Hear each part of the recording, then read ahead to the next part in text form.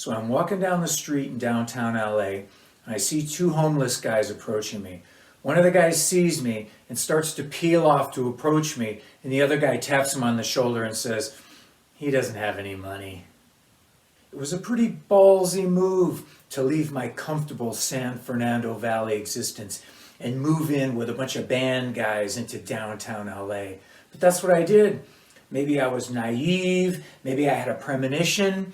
What I didn't know was that it would take 4 long years of poverty, struggle, blood, sweat, and tears to finally get the Wonka golden ticket. Here's me standing in front of the building in 2019. Not too bad. Here's the building in better days. The foliage and the trees sort of takes away from the whole Shawshank Redemption thing. Here's the building now. Wow, looks like the fucking Alamo. Look how they bricked in the bottom windows. Was that to keep the weirdos out or keep the weirdos in? 1515 Mateo, Los Angeles, California. The true heart of darkness. It was the old Hertz Rent-A-Car building, 1 mile from the real Skid Row. If you've been to LA lately, you know that pretty much all of LA now is Skid Row.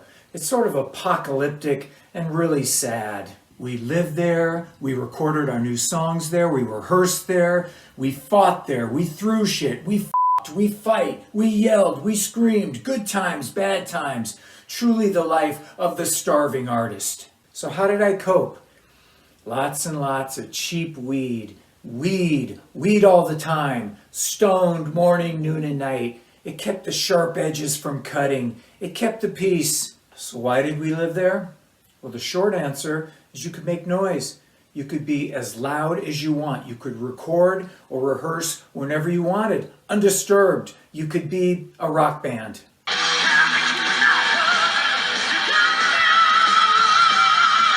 Now, when you live together as a band, you realize that you spend most of your waking hours talking about the band. The band is your primary focus. The band is all you ever think about. It's hours and hours of monologuing about the goddamn band. Did the guy from the whiskey call back? Did that record company call back? Do we need new flyers? We need to go out tonight. Hours that turned into weeks, that turned into months, that turned into years. The band was your jugular vein. Basically all the blood pumped through it all the time. Now our loft was in the middle of the downtown industrial district.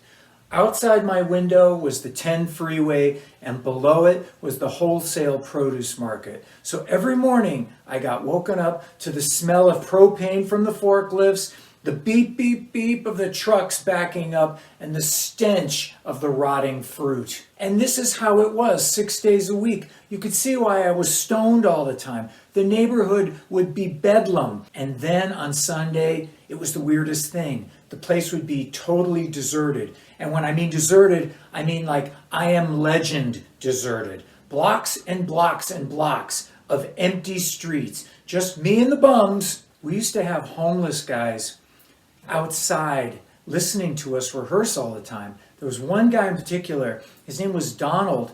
He would sit outside while we rehearsed and he'd just puff on his crack pipe, just hanging out with his shopping cart full of bullshit. And then when we came downstairs, we would get this Musicians Institute homeless critiques from the homeless Hendrix. You know, you need to extend that solo or maybe change that lick at the beginning. It's crazy. After a few years, you become part of the whole neighborhood. The bums knew you. You knew them and they knew you. It was just totally normal. We were all doomsday preppers.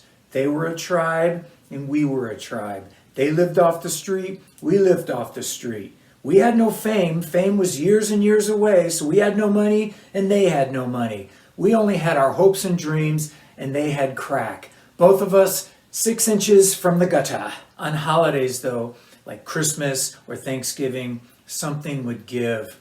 On those days, the homeless would lose their minds. It would be like the real life purge.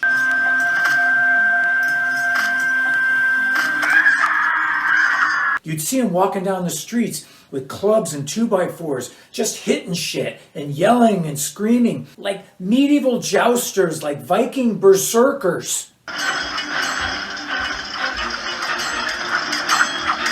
I think it was the remembrance of things that they once had. You know, they were a parent or a husband or a homeowner, and all of it was gone, and it all came back on Thanksgiving. On days like that, it was even dangerous for us to go out, so we sort of stayed in. Sometimes it got so bad, we'd have to actually call the cops, and the cops would come out, and we go, "What do we do? What do we do?" And they go, "Well, you can't kill them." Really? That's your advice? Warriors, come out to play! Okay, so let's talk about the loft. Our place had pests. It had rats. Sometimes I would be rehearsing, I'd be singing, and I'd see a rat just run right past my feet. And the two of us need look no more. Google that one. We had cockroaches that had no fear of man. When you came up to them, they would just flare their wings and square off with you. You'd be in bed sometimes, buzzed. Finally, it's quiet. There's no music, there's no trucks, there's no noise. You're just laying there in your warm cocoon of being stoned, and you're just about to drift off to sleep, and a roach the size of your index finger runs right across your face. Roach lips! I'm sort of painting a grim picture, but it wasn't all bad. There were good times too. We played a lot. We went out a lot. We laughed a lot. We opened up for bands all the time. We opened up for then unknown Guns N' Roses at the Whiskey. We opened up for then unknown L.A. Guns.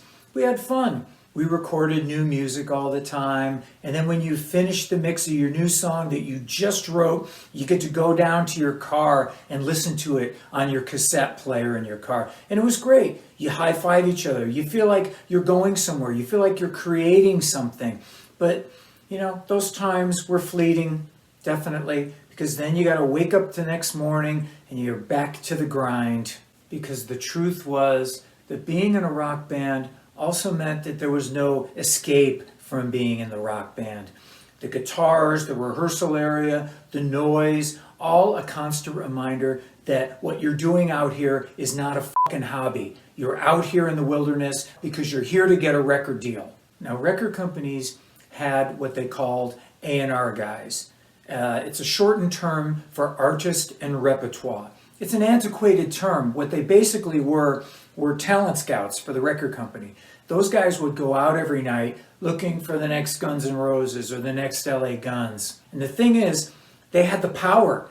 They had the power of Grayskull. They wielded Excalibur. They could sign bands. This was almost magical power. You got to believe it. They were like druids. They were like the priest class.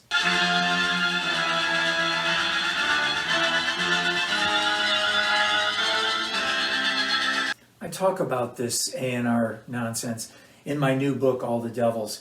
How some A&R guy came to see my band at Madame Wong's West and told my band guys in no uncertain terms that they needed to get rid of me, that I was holding them back.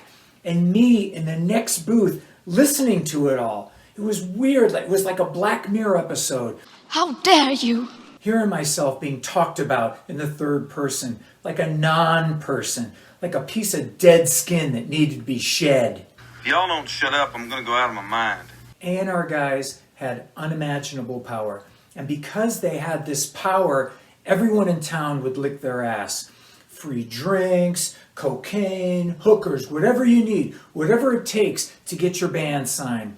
See, we didn't have money for cocaine or hookers. We just had to rely on our goddamn talent. So it took us a little bit longer. Every once in a while, an A&R guy would take an interest in us. He'd like one of our songs, and so we would have meetings with these guys, and he'd go, "You know what, I really like this song, but it just needs a stronger chorus." "But you said that you liked it." "Yeah, I do like it, but it just needs a stronger chorus." So you danced. You danced to their tune. You did the Charleston, you did the tango, you'd even Vogue if you had to, if that's what it took.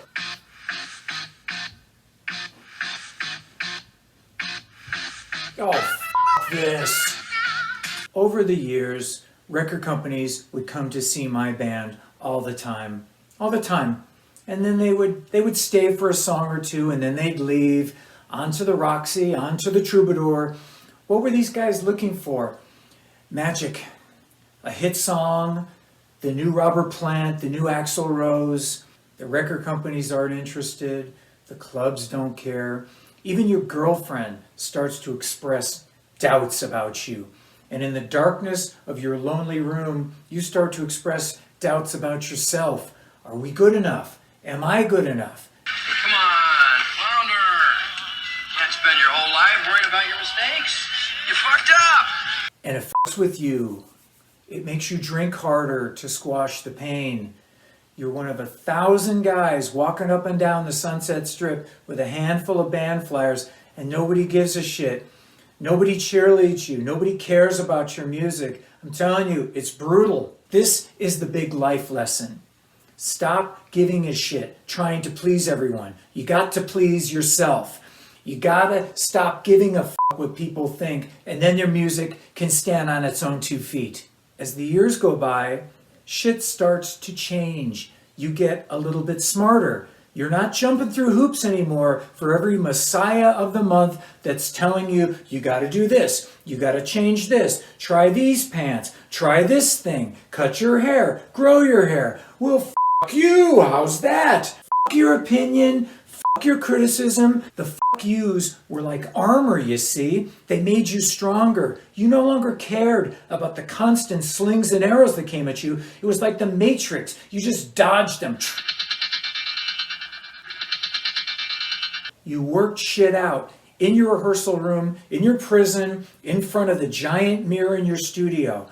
You're working on it. What would Mick Jagger do? What would Steven Tyler do? It wasn't choreography. It was like you were giving yourself an attitude adjustment. You work it out until the fog clears. Go the distance. Fuck the day job. Fuck society. Fuck the girlfriend bitching at you. Fuck the parents. Fuck the crush of the world coming down on your shoulders. You're doing it, and you're doing it for real. And believe it or not, it worked. And maybe that's what made the difference. The stuff that you don't see. You know you have to have a bunch of good songs, and you know you have to have a cool image, but you also have to have the intangibles, the stuff that you can't see. It's like 4 guys as a group stronger than the individual, like a shield wall. It's funny, because when you are finally ready, the A&R guys come to you like pigs to the trough. All those people that only months ago had dismissed you now are coming to see the new thing. Oh, now we're really cute. Now we're like Lucky Charms. We're magically delicious. Once one record company is interested in you, then all of them are interested in you. It's the weirdest thing. I went from being a broke dick to genius Jim Morrison in 2 weeks. The irony. We got the record deal, we got the validation, we got the recognition, we made the records, and those records have stood the test of time. If you listen to the first record, you can hear the clash of the Viking shields, the skull, the power. And it all started in that little building in downtown L.A. so many years ago. And here I am. I'm still doing it. I'm still making records, still performing. And I wouldn't or couldn't or shouldn't do anything else. Only now I talk into a camera like a weatherman on the internet. It's the weirdest thing. See, when the sky changes color, you just got to go with it. That's the beauty and the beast of it all. You never know what's coming around the corner. So, hey, it's your old pal Jizzo, rockin' and rollin', and we'll see you next time.